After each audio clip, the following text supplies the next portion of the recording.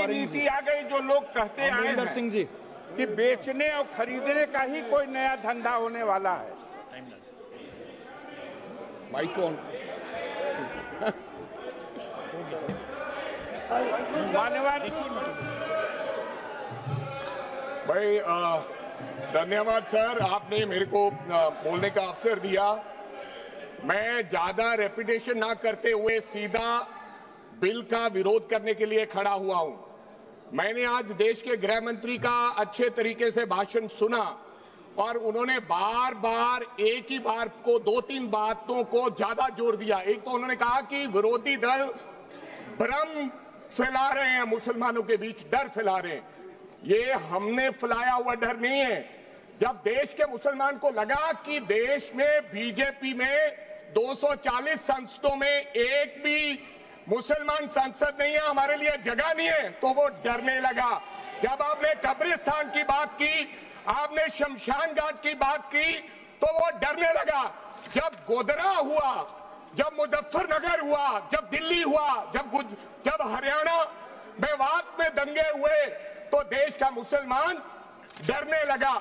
और फिर क्या कहा गृह मंत्री साहब ने? आज गृह मंत्री साहब ने कहा कि 2013 का बिल अगर नहीं आता, यूपीए नहीं लेकर आती, तो आज इस बिल की जरूरत नहीं थी। क्यों बिल लाए? क्योंकि आपको पता चल गया कि देश का मुसलमान हमारा साथ नहीं दे रहा। हमने हथकंडे अपना लिए, हमने आरएसएस की नीति अपना ली, हमने डंडा अपना लिया, दंगे हो गए, लेकिन मुसलमान हमारे साथ आने के लिए तैयार नहीं है।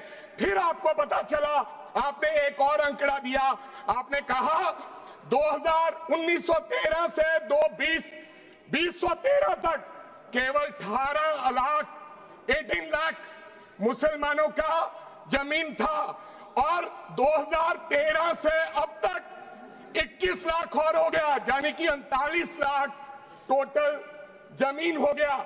तो आपको किसी ने समझाया मुसलमान को अगर आपके बस में करना है, ये आरएसएस की नीति नहीं अपनाएगा जितनी देर आप इनकी सास प्रणाली बंद नहीं करोगे, अगर वक्फ बोर्ड नहीं छीनोगे, अगर जमीनें नहीं छीनोगे, तब तक मुसलमान आपके सामने झुकने वाला नहीं है। जैसा आपने पंजाब में करने की कोशिश की, किसान झुका नहीं, पंजाब के लोग नहीं झुके, सिख नहीं झुके, तो आपने एमएसपी का झगड़ा आज तक डाला हुआ है कि किसान की सास प्रणाली बंद कर दो तो पंजाब अपने आप झुक जाएगा। आर्थिक जब झुक जाएगा तो हमारी ईन मान लेगा और हमारे साथ आ जाएगा। आदरणीय सर, आपने बार बार कहा, आज गृह मंत्री साहब ने कहा गवर्नमेंट प्रॉपर्टी पर किसी का अधिकार नहीं है, पंचायत की जमीन कोई दान नहीं दे सकता है। मैं आपको इसके पीछे लोचा क्या है, इसके पीछे छुपा हुआ राज क्या है? 1947 में जब बंटवारा हुआ था, 47 से लेकर 1954 तक सारी प्रॉपर्टी गवर्नमेंट के नाम हो गई थी। उसके बाद 1954 में एक्ट बना, तो वो एक्ट में सर्वे हुआ 1961 टू 1970। सर्वे किसने किया? कलेक्टर ने। अगर पंजाब की, हरियाणा की, हिमाचल की बात करूं तो डिविजनल कमिश्नर अंबाला बैठते थे, उन्होंने सर्वे किया, तहसीलदारों ने सर्वे किया, तो वक्फ बोर्ड को यह जमीन देने का काम किया। अब क्या हो गया? जैसे राहुल गांधी कर्नाटक में भाषण देते हैं, गुजरात में मुकदमा दर्ज होता है, सजा हो गई।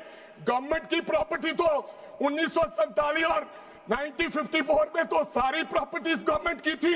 अब एक बंदा खड़ा होगा तो वो कहेगा कि यहां पर ये गवर्नमेंट की प्रॉपर्टी है, डिस्प्यूट होगा, तो आप वक्फ बाय यूजर का अधिकार खत्म कर दोगे कि ये तो जमीन गवर्नमेंट की थी, आप उसकी जमीन छीन लोगे। फिर आपने कहा लिमिटेशन एक्ट की बात कर रहे हैं आप, और किसी धार्मिक स्थानों पर तो लिमिटेशन एक्ट लागू नहीं होता, इनके ऊपर क्यों? आप जानबूझकर इनको अपनी लात के नीचे से दबाना चाहते हो, इनकी छाती पर चढ़ना चाहते हो, जानबूझ के मुसलमान को मारना चाहते हो, जानबूझ के इस देश में मिनॉरिटीज को खत्म करना चाहते हो। इसको एक्सपांस कर देना, जानबूझ के मारना चाहते हैं मुसलमान को, हो गया, फिर और लोगों पे हो गया, और आपने कहा प्रैक्टिसिंग मुस्लिम, एक आपने और कंडीशन लगा दी लास्ट कि 5 साल प्रैक्टिस मुस्लिम होना चाहिए, वो दान दे सकता है। मैं सरदार हूं और ऐसी कई उदाहरणें हैं पंजाब के अंदर। अगर किसी मुस्लिम के पास कब्रिस्तान नहीं था तो सरदारों ने अपनी जमीन देके कब्रिस्तान बनाए। ये कौन सा अधिकार है कि मैं किसी को चीज दान देना चाहता हूं? और इसको कौन बताएगा? रिजू साहब ये बताएंगे कि ये प्रैक्टिसिंग मुस्लिम है या नहीं है? ये सरासर अन्याय है। कल को श्रोमणी गुरुद्वारा प्रबंधक कमेटी 1925 का सिखों का जो एक्ट है, आप उसमें भी संशोधित करेंगे।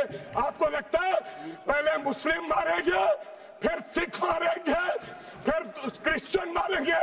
ये आपकी सोच है और मैं बिल का विरोध करता words should be हूं। deleted from the record. These all words should be deleted from the record. Honorable Member Smita Uday Wagji.